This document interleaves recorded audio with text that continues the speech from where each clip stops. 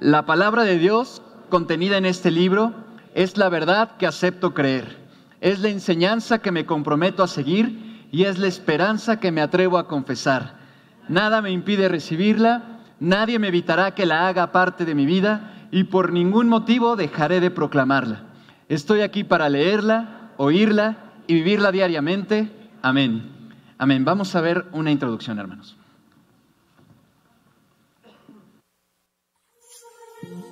El cruce milagroso del río Jordán por el pueblo hebreo liderado por Josué fue un paso fundamental en la conquista de la tierra prometida. Dios afirmó el liderazgo de Josué. Le hizo saber al pueblo que estaba con su nuevo líder como había estado con Moisés.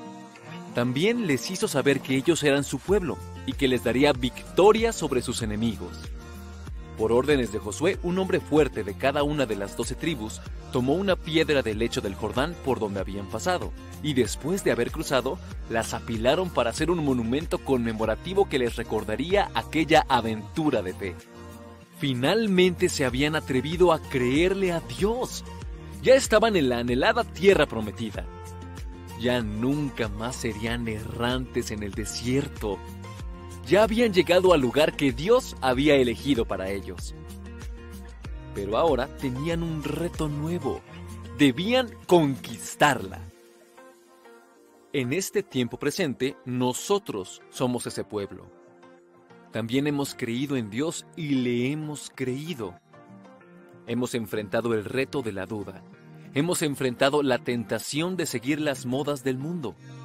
Hemos enfrentado la tradición de una religiosidad sin fundamento en la palabra y hemos dejado todo eso atrás, superando la prueba, cruzando el río de la fe, entregándole nuestra vida al Señor y al igual que aquel pueblo, aún tenemos batallas que enfrentar. La historia que nos presenta la palabra de Dios el día de hoy nos enseña cómo lograrlo. Leamos la palabra. Cuando todos los reyes de los amorreos que estaban al otro lado del Jordán al occidente, y todos los reyes de los cananeos que estaban cerca del mar, oyeron cómo Jehová había secado las aguas del Jordán delante de los hijos de Israel hasta que hubieron pasado, desfalleció su corazón, y no hubo más aliento en ellos delante de los hijos de Israel. En aquel tiempo, Jehová dijo a Josué: hazte cuchillos afilados y vuelve a circuncidar la segunda vez a los hijos de Israel. Y Josué se hizo cuchillos afilados y circuncidó a los hijos de Israel en el collado de Aralot. Esta es la causa por la cual Josué los circuncidó. Todo el pueblo que había salido de Egipto, los varones, todos los hombres de guerra, habían muerto en el desierto, por el camino, después que salieron de Egipto. Pues todos los del pueblo que habían salido estaban circuncidados, mas todo el pueblo que había nacido en el desierto, por el camino, después que hubieron salido de Egipto, no estaba circuncidado. Porque los hijos de Israel anduvieron por el desierto 40 años, hasta que todos los hombres de guerra que habían salido de Egipto fueron consumidos, por cuanto no obedecieron a la voz de Jehová. Por lo cual, Jehová les juró que no les dejaría ver la tierra de la cual Jehová había jurado a sus padres que nos la daría, tierra que fluye leche y miel. A los hijos de ellos, que él había hecho suceder en su lugar, Josué los circuncidó, pues eran incircuncisos, porque no habían sido circuncidados por el camino. Y cuando acabaron de circuncidar a toda la gente, se quedaron en el mismo lugar en el campamento hasta que sanaron. Y Jehová dijo a Josué: hoy he quitado de vosotros el oprobio de Egipto. Por lo cual el nombre de aquel lugar fue llamado Gilgal hasta hoy. Y los hijos de Israel acamparon en Gilgal y celebraron la Pascua a los 14 días del mes, por la tarde, en los llanos de Jericó. Al otro día de la Pascua comieron del fruto de la tierra, los panes sin levadura, y en el mismo día espigas nuevas tostadas. Y el maná cesó el día siguiente, desde que comenzaron a comer del fruto de la tierra. Y los hijos de Israel nunca más tuvieron maná, sino que comieron de los frutos de la tierra de Canaán aquel año. Estando Josué cerca de Jericó, alzó sus ojos y vio un varón que estaba delante de él, el cual tenía una espada desenvainada en su mano. Y Josué, yendo hacia él, le dijo: ¿Eres de los nuestros o de nuestros enemigos? Él respondió: No, mas como príncipe del ejército de Jehová he venido ahora. Entonces Josué, postrándose sobre su rostro en tierra, le adoró y le dijo: ¿Qué dice mi señor a su siervo? Y el príncipe del ejército de Jehová respondió a Josué: Quita el calzado de tus pies, porque el lugar donde estás es santo. Y Josué así lo hizo. Aprovechemos la oportunidad que Dios nos da para creer, para seguirle, para hacer su voluntad. Hagámoslo ahora, porque más vale tarde que nunca. Amén. Pues este sermón que preparó nuestro pastor tiene como título Una nueva oportunidad para recomenzar. Y déjenme introducirme con esto. El otro día iba caminando hacia... estaba la verdad haciendo compras, digamos, del mandado. Y digamos, iba caminando yo bien feliz, haciendo en el carrito y la verdad bien metido en la lista que me había hecho mi esposa para comprar. Y de repente pasó una persona y me dijo: adiós, hermano. Y me quedé así de... adiós, pero la verdad no sabía quién era, ¿no? Fue así de, hola, adiós, hermano, y hasta adiós, ¿no? Me dice: no te preocupes, tú no me conoces, pero yo sí te conozco. Tú sales ahí en los videos y sales ahí cantando y demás. Y dije: sí, muchas gracias. Me dice: no. Y le dije: pues ahí nos vemos en Oreb, ahí cuando sea, nos saludamos y demás. Y qué padre encontrarse así. Pero también he tenido el otro lado de la moneda, digamos, he ido por ahí caminando y me encuentro a alguien y les digo: oye, hace mucho que no te veo en Oreb, ¿dónde has estado? ¿Cuándo vas? Y es así como de, híjole, no sé, pues es como triste, ¿verdad? Pero aquí el Señor, en esta tarde, nos dice, una nueva oportunidad para recomenzar. Y yo no sé, ustedes, hermanos, la verdad que es en este momento, vemos aquí al pueblo de Israel cruzando el Jordán, una vez más, están cruzando el río, digamos, el mar. Esto ya había sucedido antes, pero una vez más están cruzando. Y es una etapa, así como, le decimos, son como hitos, ¿no? En la vida tenemos de repente hitos, ¿sabes? A lo mejor en las diferentes etapas de la escuela, de primaria, secundaria, prepa, de prepa a la universidad. Y a lo mejor ya estás en la universidad y estás ahí, sí, ya me estoy graduando y te sientes acá muy, y de repente ya te gradúas, pero ¿qué crees? Te falta todavía la carrera profesional, o sea, ejercer de veras si vienen las cosas, ¿no? O como aquellos que se casan, a lo mejor dicen, ya me casé, ahora sí ya cumplí el propósito y ahora sí ya estoy casado, pero espérate, todavía te falta un largo recorrido. O para los que apenas están teniendo a su bebé, que ya saben, aquí tengo ya el tercero, pero apenas ya nació, ¿no? Y qué padre, la verdad, lo ves nacer y no hay otra cosa que hacer más que ponerse de rodillas y decir, gloria a Dios por la vida, el nacimiento de un pequeño, ¿no? Pero todavía te falta un montón de cosas, te falta las desveladas, que los cambios de pañales y bueno, un montón de cosas más, ya saben, y pruebas, dificultades, incluso en el matrimonio, ¿no? Ya ves, si el niño se cayó, se golpeó, no fue tu culpa porque no lo cuidaste, no fue tu culpa porque no sé qué. Entonces ahí vienen las pruebas y dificultades, pero es una aventura. Aquí vemos al pueblo de Israel. Haber cruzado el Jordán no era el fin de la aventura, sino el inicio de la parte más importante. Ya tenían las plantas de sus pies en la tierra prometida. Todo el tiempo hablábamos de la tierra prometida y dicen, sí, vas a estar en una tierra, aquella tierra donde fluye leche y miel y vas a tener bendición y van a ser un pueblo que no los van a poder contar. Ya están en la tierra prometida. De acuerdo a las promesas de Dios, ya les pertenecía, pero aún debían luchar con fe para poseerla. Es decir, sí, ya habían llegado, pero todavía estaban por empezar una etapa muy importante. Tenían que poseerla. Analicemos el pasaje que hemos leído para saber cómo se prepararon para lograrlo. Y entonces vamos a la primera idea, la oportunidad de ser vencedores antes de luchar. La oportunidad de ser vencedores aún antes de luchar. La verdad es que qué hermosa verdad. Sabernos vencedores antes de luchar. Yo no sé ustedes, pero a lo mejor si les dijeran, oye, vas a tener el título más importante de la carrera, vas a estar ahí en el cuadro de honor, ¿no? Y vas a tener victoria sobre todos. Híjole, pues a lo mejor sí dices, órale, qué padre, ¿no? Voy a tener esa victoria. Esa victoria pues no se compara todavía con lo que el Señor nos da. la oportunidad de ser vencedores aún antes de luchar. Y fíjense cómo dice el pasaje. Cuando todos los reyes de los amorreos que estaban del otro lado del Jordán al occidente y todos los reyes de los cananeos que estaban cerca del mar oyeron cómo Jehová había secado las aguas del Jordán delante de los hijos de Israel hasta que hubieron pasado, desfalleció su corazón y no hubo más aliento en ellos delante de los hijos de Israel. ¿Se imaginan? O sea, va el pueblo de Israel cruzando el río y ya todo el mundo se estaba enterando de qué es lo que estaba sucediendo. Dice aquí, desfalleció su corazón. O sea, estos tipos que estaban del otro lado, Dios estuvo con ellos, les abrió el mar, les abrió el río y aguas, porque ya vienen hacia acá. Desfalleció su corazón, se quedaron sin aliento. Aquí se cumple el propósito del Señor que el Señor había mencionado antes, para que todos los pueblos de la tierra conozcan que la mano de Jehová es poderosa para que temáis a Jehová vuestro Dios todos los días. Tal cosa que el Señor se había propuesto y había profetizado se estaba cumpliendo totalmente.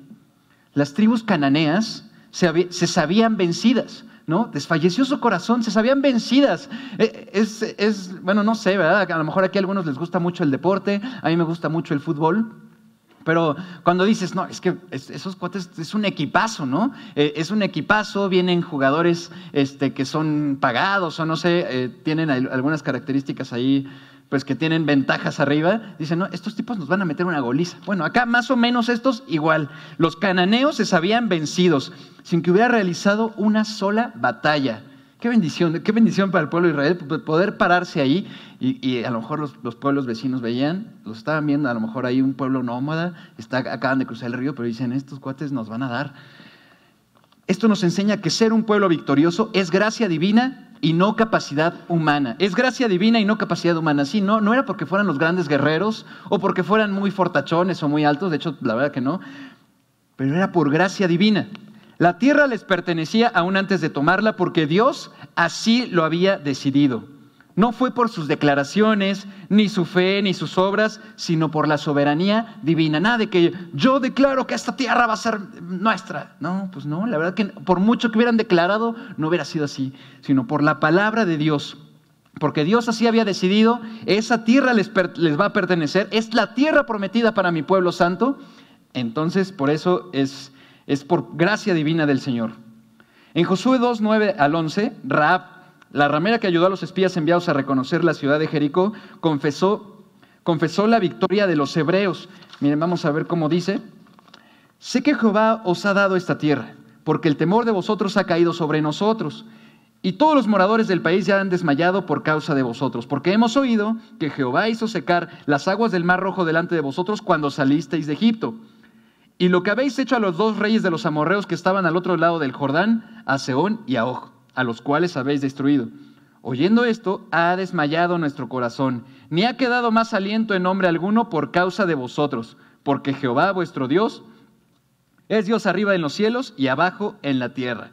Lo decía Rahab, la ramera, no pertenecía al pueblo de Dios y reconocía que Dios estaba con ellos, que Dios estaba haciendo milagros, cosas maravillosas, tremendas con el pueblo de Israel. Los iba a liberar y estaba, digamos, a través de todas estas señales milagrosas, es que todos los pueblos vecinos se sienten desfallecidos. Dicen, aquí se acabó el asunto.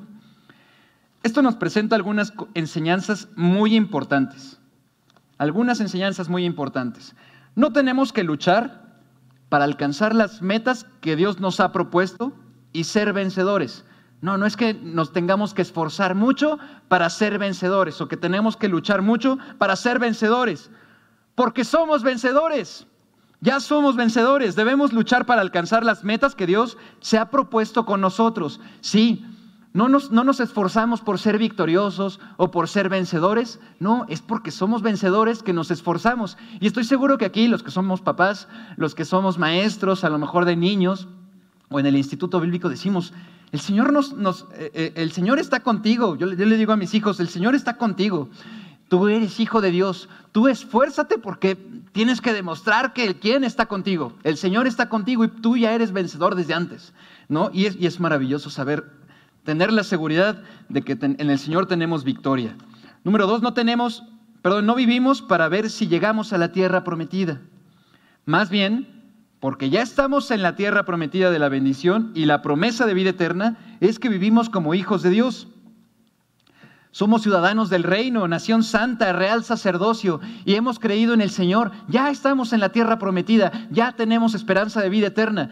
Empecemos a disfrutar desde ya, estamos disfrutando ya las bendiciones del Señor. No es de que sí, cuando yo me muera y en aquel día futuro voy a llegar a la tierra de plenitud con el Señor.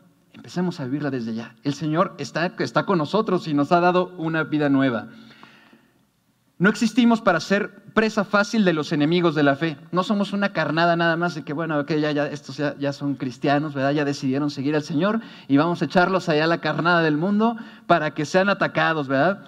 No, existimos para ser testigos del amor de Dios, de su gracia y de su evangelio, de cómo el Señor nos ha transformado, de cómo el Señor transformó a este rufián en un discípulo de Jesucristo, en siervo de Dios. Y así cada uno de nosotros podemos decir nuestro testimonio. Cómo el Señor, antes de conocer al Señor, cómo era mi vida y cómo seguramente hubiera terminado. Y a partir del momento en el que seguimos al Señor, cómo decido llevar a cabo mi vida. Existimos para ser testigos del amor de Dios, de su gracia y de su evangelio. Que ese sea nuestro deseo en todos los días. No fuimos llamados para temer al mundo, sino para vivir de tal manera que el mundo tema a nuestro mensaje y nuestra vida. Y no se trata aquí de vamos a echar bronca, vamos a hacer, porque aquí se ve aquí que la mano de los cristianos, la mano de la fe. No se trata de ser violentos o amenazantes para las personas. No, los cristianos amamos, perdonamos, ayudamos al prójimo, pero las enseñanzas de nuestro Dios sí son tan revolucionarias y radicales que amenazan los planes perversos de aquellos que pervierten la verdad y tratan de contaminar al ser humano con sus ideologías, ¿no? Entonces no venimos aquí a echar bronca, ¿verdad? A hacer problemas, pero sí trastornamos al mundo porque la verdad de Dios es radical. Y estamos en contra de esas ideologías que contaminan al ser humano. Seamos vencedores y que el mundo tiemble por nuestra presencia en la tierra. Que en cada lugar en donde estemos, hermanos, en cada lugar donde te pares, que se vea, que demos testimonio del amor de Dios, que seamos testimonio vivo de su evangelio, de su amor, que amemos, perdonemos. No puede ser que un cristiano esté ahí en su lugar de trabajo y no, es que ese tipo no te juntes con él porque es el peor, es la peor víbora, o no sé, es el peor cizañoso, es que nada más quiere encontrar peleo, quiere encontrar broncas. No, que te conozcan porque eres amoroso, porque perdonas, porque eres tolerante, porque eres flexible. Entonces, seamos vencedores y que el mundo tiemble por nuestra presencia en la tierra. Número 2, hermanos, la oportunidad de ser vencedores con una nueva identidad. Me encanta, la oportunidad de ser vencedores con una nueva identidad. En la semana, en el grupo del Instituto Bíblico en el que estoy, Venid y Ved 5, que estamos como en la lección 15 o 16, por ahí más o menos, estudiamos esto, estudiamos justo de tener una vida en santidad. Y nos acordamos mucho de la película del Rey León. Aquí lo hemos mencionado muchas veces este ejemplo, pero es que es maravilloso. Como Mufasa le dice a Simba, recuerda quién eres, ¿verdad? La identidad, nuestra identidad, nos la da el Señor. ¿Qué somos? Somos cristianos, hijos de Dios, discípulos de Jesucristo. Somos sus seguidores. Somos mártires por el del Señor. Veamos cómo dice el texto. En aquel tiempo Jehová dijo a Josué, hazte cuchillos afilados y vuelve a circuncidar la segunda vez a los hijos de Israel. Y Josué se hizo cuchillos afilados y circuncidó a los hijos de Israel en el collado de Aralot. Esta es la causa por la cual Josué los circuncidó. Todo el pueblo que había salido de Egipto, los varones, todos los hombres de guerra, habían muerto en el desierto por el camino, después que salieron de Egipto. Pues todos los pueblos que habían salido estaban circuncidados, mas todo el pueblo que había nacido en el desierto por el camino, después que hubieran salido de Egipto, no estaba circuncidado. Porque los hijos de Israel anduvieron por el desierto 40 años, hasta que todos los hombres de guerra que habían salido de Egipto fueron consumidos, por cuanto no obedecieron a la voz de Jehová. Por lo cual Jehová les juró que no les dejaría ver la tierra de la cual Jehová había jurado a sus padres que no les daría, tierra que fluye leche y miel. A los hijos de ellos, que él había hecho suceder en su lugar, Josué los circuncidó, pues eran incircuncisos, porque no habían sido circuncidados por el camino, y cuando acabaron de circuncidar a toda la gente, se quedaron en el mismo lugar en el campamento hasta que sanaron. Y Jehová dijo a Josué, hoy he quitado de vosotros el oprobio de Egipto, por lo cual el nombre de aquel lugar fue llamado Gilgal hasta hoy. Muy bien. Bueno, sabemos, la circuncisión es una pequeña cirugía que solo se puede hacer a los varones, ¿no? Dios lo ordenó a su pueblo como una señal distintiva, y a lo mejor entre los cristianos ya no es una práctica que se ejecute, en los judíos sí se lleva a cabo todavía esta práctica, y sabemos que algunas otras culturas también lo hacían, pero acá digamos, se usa más bien como una recomendación médica. Nosotros lo usamos así, una recomendación médica, sí lo necesita. Conozco a alguien que hace poco yo lo veía como caminar medio raro. Le dije, oye, ¿qué pasa? ¿Te sientes bien? Me dice, no, sí, es que mira, te voy a contar algo. Me hicieron la circuncisión.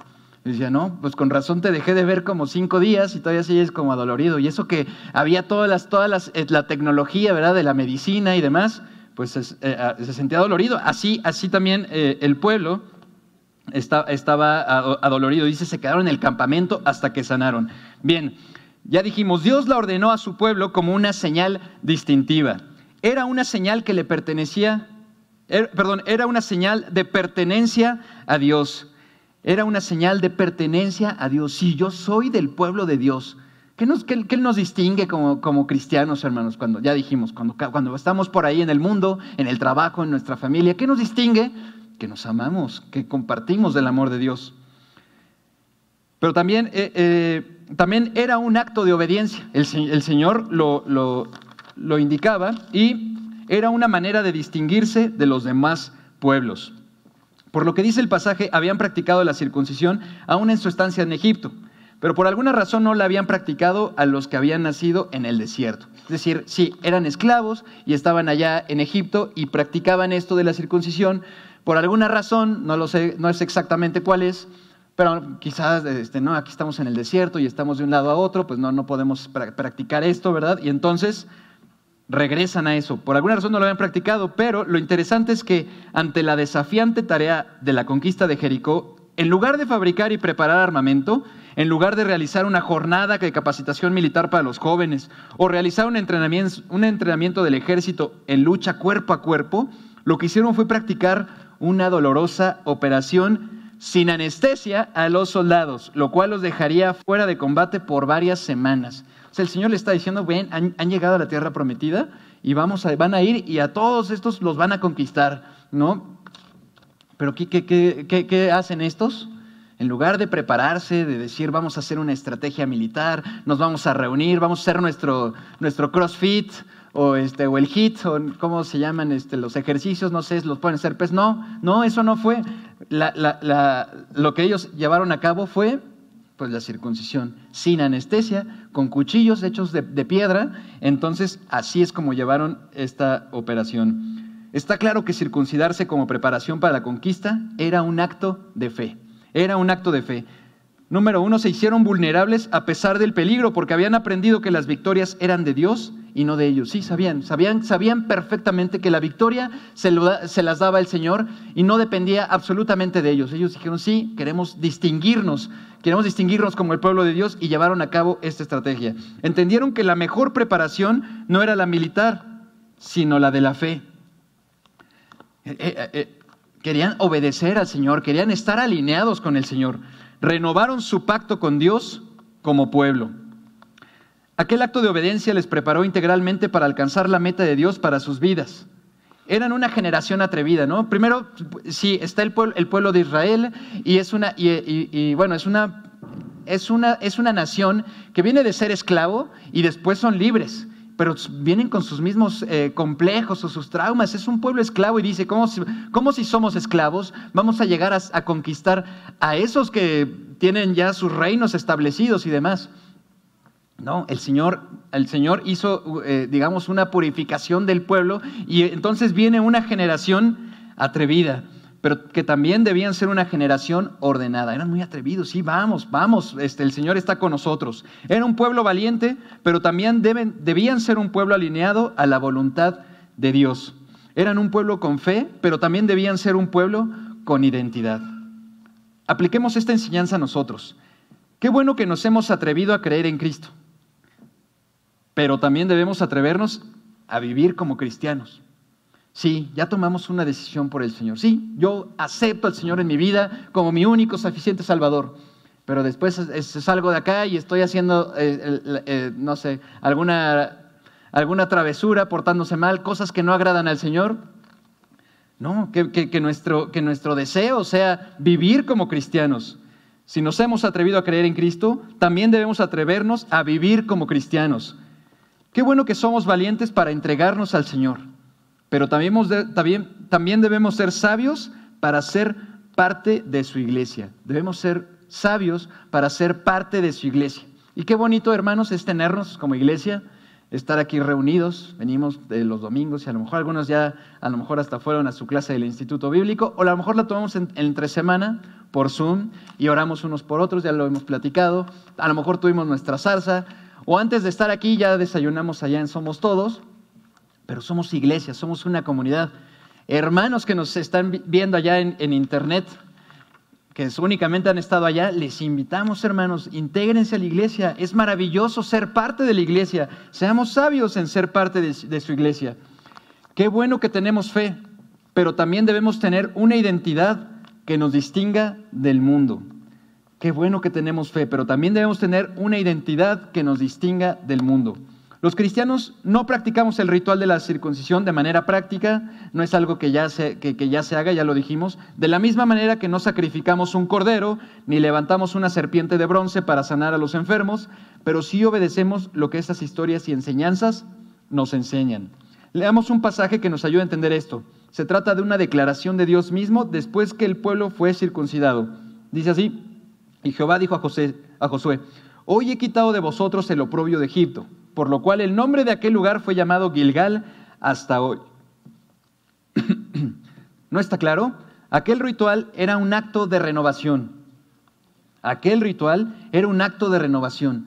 De decir, Señor, hemos caminado por 40 años, hemos salido de Egipto, hemos estado como tu nación, pero ahora queremos hacer un pacto, hacer una renovación de nuestro voto, de nuestro compromiso contigo, Señor. Era un acto de renovación, era un acto de entrega y obediencia, era una solemne confirmación de su disposición para ser purificados.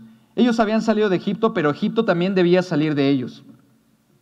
La circuncisión para nosotros, entonces, significa limpiarnos de las ideologías, las modas, los valores torcidos y las prácticas pecaminosas del mundo, en un acto de renovación, ¿no? Y a lo mejor tenemos, pues no sé, a lo mejor un mal hábito, a lo mejor tenemos una mala actitud, una terquedad, una tradición, o yo que sé, una superstición, o a lo mejor una mala relación, que sabemos que no nos está ayudando, pero queremos tener una vida en santidad, queremos, ya dijimos, vivir como verdaderos cristianos, ser parte de su iglesia, dar testimonio porque tenemos una identidad que el Señor nos la ha dado. Quitemos eso que estorba, eso que nos aleja de la voluntad del Señor, eso que no nos permite vivir en santidad. Quitémoslo totalmente de nuestras vidas. Y eso es lo que para nosotros en este momento significa la circuncisión. Limpiarnos de ideologías, modas, valores torcidos y prácticas pecaminosas del mundo. Seamos vencedores viviendo los valores del reino del Señor. Muy bien. Número 3, hermanos, la oportunidad de ser vencedores bajo cualquier circunstancia. La oportunidad de ser vencedores bajo cualquier circunstancia. Y dice así el texto: y los hijos de Israel acamparon en Gilgal y celebraron la Pascua los 14 días del mes. Por la tarde, en los llanos de Jericó, al otro día de la Pascua comieron del fruto de la tierra los panes sin levadura y en el mismo día espigas nuevas tostadas. Y el maná cesó el día siguiente, desde que comenzaron a comer del fruto de la tierra, y los hijos de Israel nunca más tuvieron maná, sino que comieron de los frutos de la tierra de Canaán aquel año. Muy bien, esta historia tiene un claro paralelismo con la historia del Éxodo, ¿no? La historia del Éxodo, son esclavos, están en Egipto, vienen hacia el Mar Rojo y finalmente el Señor abre el mar totalmente. En esta historia vemos algo muy parecido. Acá es el río Jordán. Veamos estas similitudes o paralelismos. El suceso causó temor a otros pueblos, ¿no? Todos dicen, el Señor está con ellos, hizo estas cosas maravillosas, abrió las aguas, el Señor está con ellos y causa temor en otros pueblos. Los enemigos los rodeaban y estaban al acecho, ¿no? Llegaron enemigos y estaban al acecho, pues querían estar ahí pendientes de lo que estaba sucediendo. El impedimento era el agua, el Mar Rojo en un caso y el río Jordán en el otro. Hubo necesidad de cruzar por medio de un milagro. No es que haya sido el poder de una persona o que todos hayan declarado, mar, ábrete en este momento. No, eso no. La verdad es que fue poder del Señor. Nunca les faltó alimento y se consagraron celebrando la Pascua. Sin embargo, el paralelismo también tiene diferencias. Vemos diferencias en las historias y con ello nos imparte grandes enseñanzas. Número 1. En el Éxodo, la Pascua se instituyó y celebró mientras aún eran esclavos en Egipto, ¿no? Entonces ellos celebran la Pascua, después salen de Egipto y finalmente cruzan el mar. La liberación sucede precisamente al terminar la celebración. Y fue después de salir de Egipto que cruzaron el mar, ya lo dijimos. En esta ocasión, aquí en el texto que estamos estudiando el día de hoy, en esta ocasión la celebración fue realizada después de cruzar el río. Es decir, en el Éxodo, en estar en Egipto, lo celebran antes. Pero en esta historia, primero cruzan y después celebran la Pascua. O sea, como que vemos una consumación. Es antes, celebran la Pascua, cruzan el río, están como esclavos, están 40 años en el desierto. Después, una vez más, cruzan el río y finalmente otra vez celebran la Pascua. La Pascua lo vemos, digamos, en los lados, en los laterales.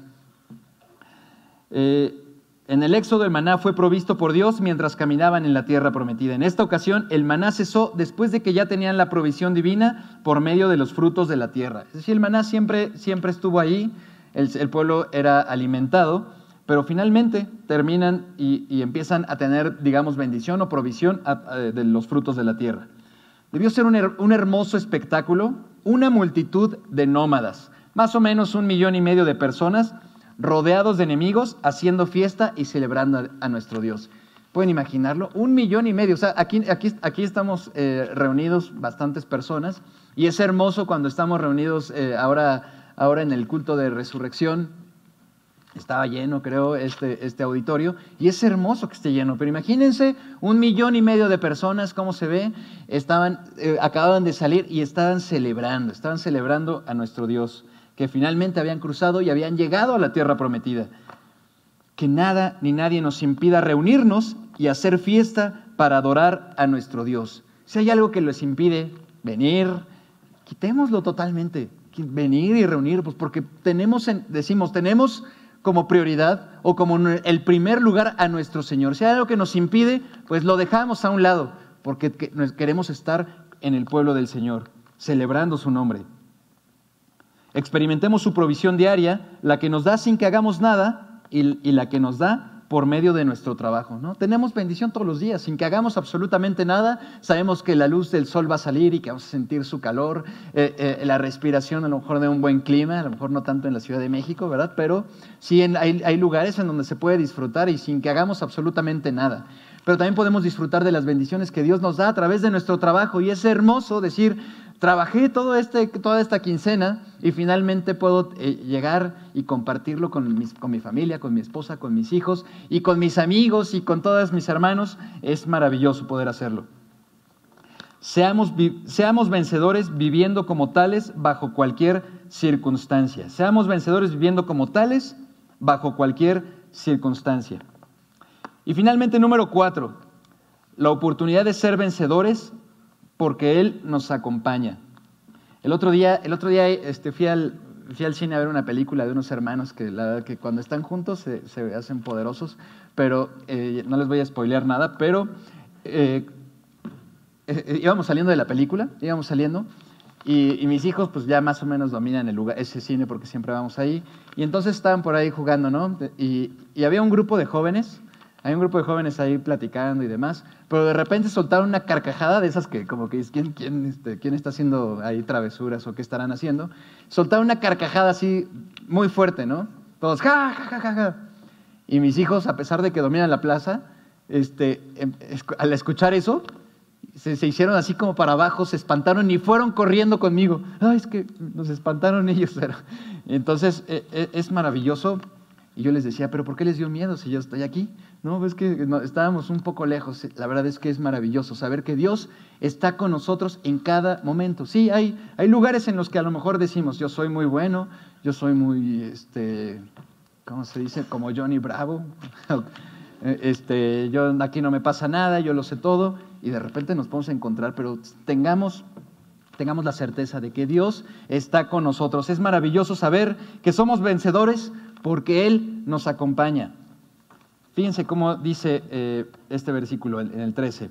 Estando Josué cerca de Jericó, alzó sus ojos y vio un varón que estaba delante de él, el cual tenía una espada desenvainada en su mano. Y Josué, yendo hacia él, le dijo: ¿eres de los nuestros o de nuestros enemigos? Él respondió: no, mas como príncipe del ejército de Jehová he venido ahora. Entonces Josué, postrándose sobre su rostro en tierra, le adoró y le dijo: ¿qué dice mi señor a su siervo? Y el príncipe del ejército de Jehová respondió a Josué: quita el calzado de tus pies, porque el lugar donde estás es santo. Y Josué así hizo.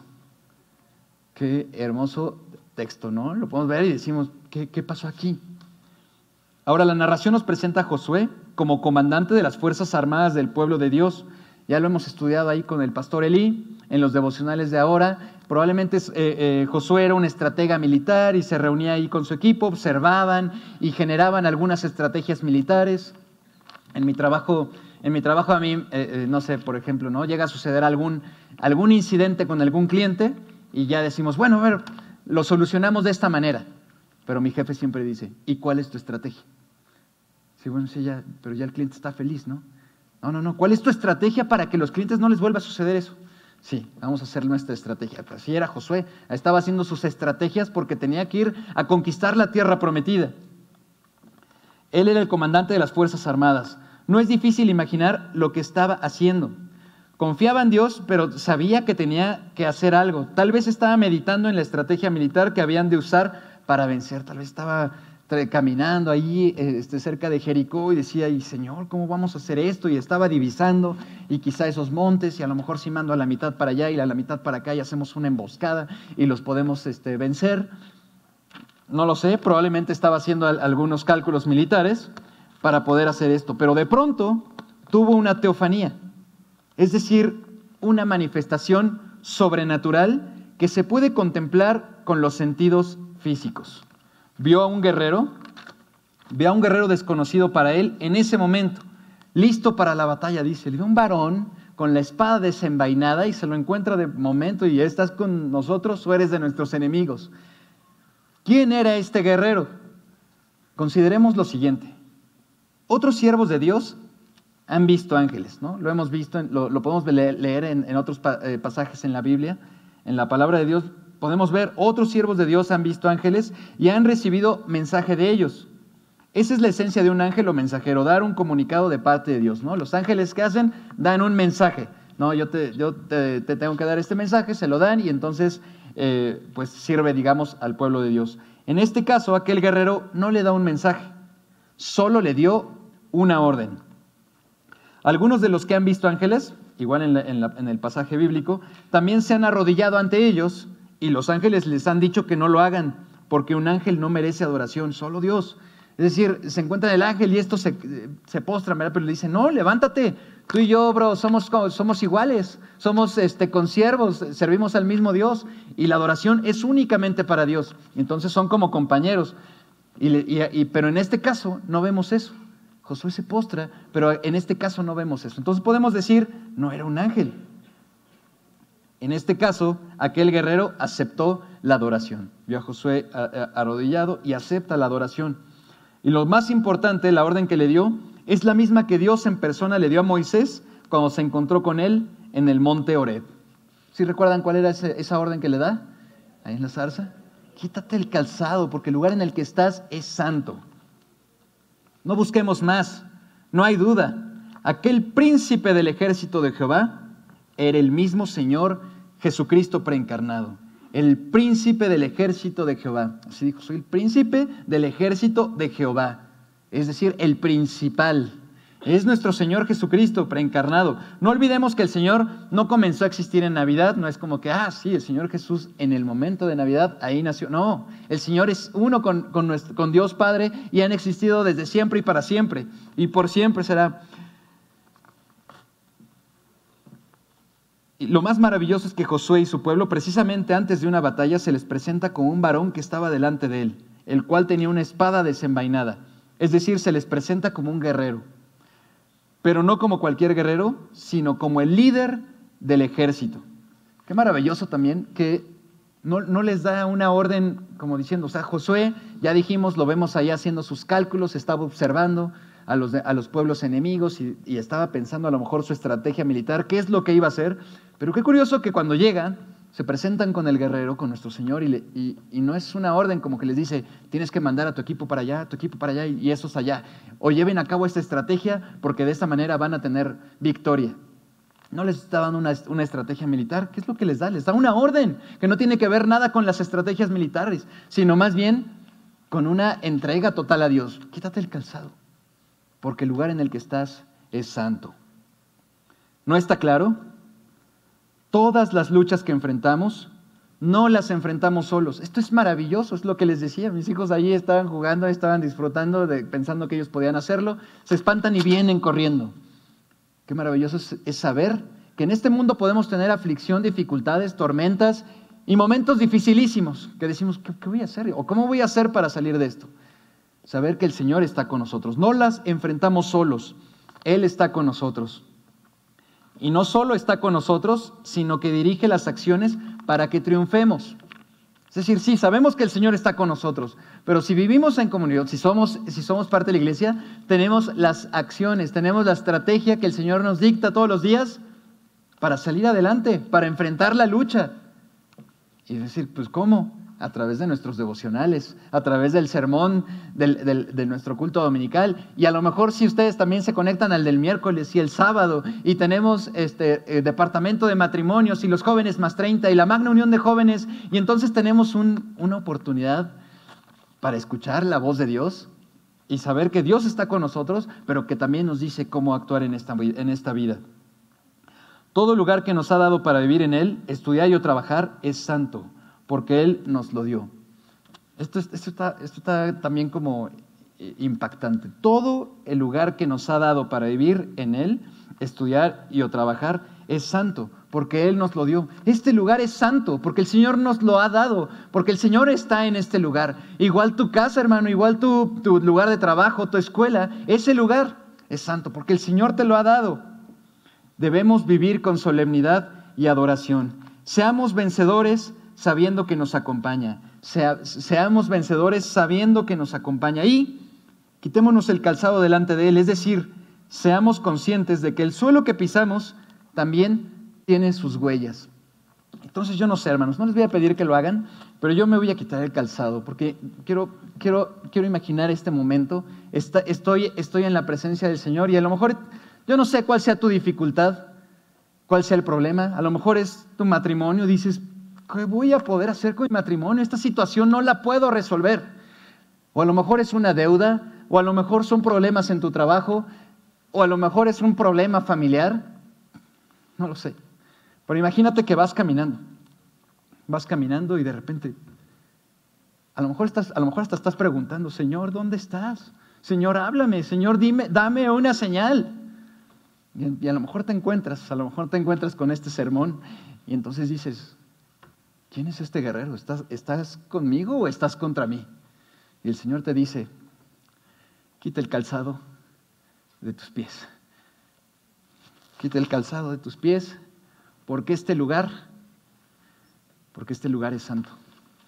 Y entonces podemos decirle, Señor, lo que quiero hacer es entregarte mi vida, pedirte perdón. Haz un cambio en mí. Quiero renovar mi obediencia, mi alineación a ti. Si te entregué mi vida, quiero a partir de ahora ser un fiel seguidor de Jesucristo. Esa es la estrategia que el Señor nos está dando. Ya dijimos, como el pueblo judío, su estrategia no era una estrategia militar, era una estrategia de obediencia. Se hizo vulnerable, se circuncidaron y entonces esperaron el tiempo de renovación, de sanación, de purificación. Porque quieren tener una identidad. ¿Cuál es esa identidad? Lo que Dios ha hecho por cada uno de nosotros, amarnos. ¿Y qué hacemos nosotros? Eso que nos distingue, amar a la gente que nos rodea. Y entonces viene el Señor y se presenta frente a ti. Te dice, quita el calzado de tus pies, porque el lugar en el que estás es santo. Y vamos a orar, hermanos. Padre, te pedimos perdón, Señor. Te pedimos perdón por las cosas que hemos hecho mal, por las cosas que hemos actuado y a lo mejor situaciones en las que hemos dudado,